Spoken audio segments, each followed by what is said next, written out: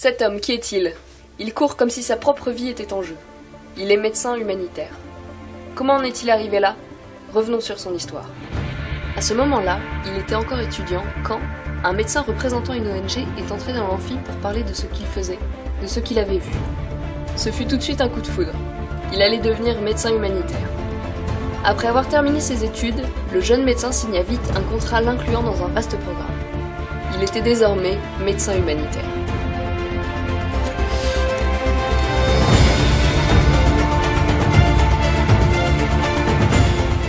Mais notre homme n'allait pas être envoyé n'importe où. Il était envoyé à Moutron-Duval, dans l'Orne. Non. Si.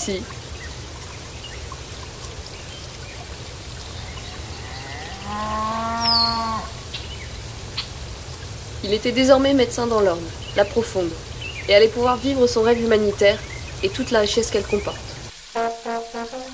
Le jeune médecin a ainsi pu bénéficier de l'accueil si chaleureux de la population locale. Découvrir une nouvelle culture, apprendre une nouvelle langue. Eh ben, qu'est-ce qui ne va pas, monsieur Flochard? Je sais pas ce que j'ai, depuis l'autre jour, quand je timbre de l'eau, ça win. Je crois que je suis une pistite. Apprendre à vivre dans un environnement hostile à l'homme.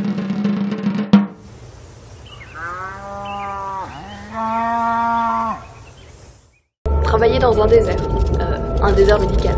Là, un hôpital. Non, je vois rien, c'est un mirage. Ah oui. Tiens.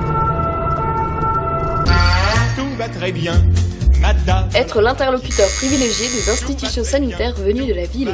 Très bien. Pourtant il faut que l'on Se contenter d'un plateau technique limité. Il me faut un défibrillateur, vite.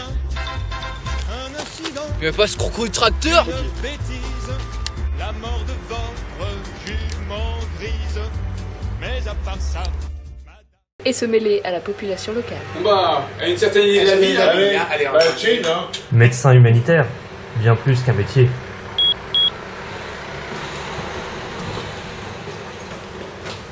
Moi, je dois vous laisser, les gars. Bien, à bientôt. Hein. Au revoir. Bonne fin de journée.